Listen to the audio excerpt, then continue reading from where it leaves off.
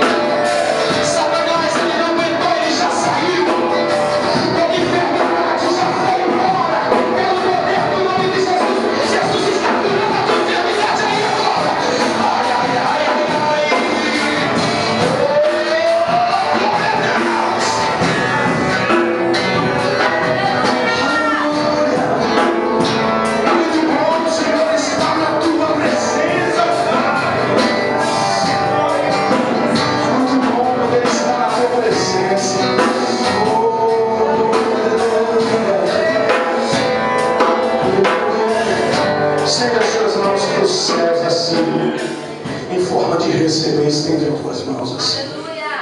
Faz assim com as tuas mãos. Eu não sei se você acredita, mas Deus está mandando uma unção diferente aqui nessa noite. E essa unção pode ser para você.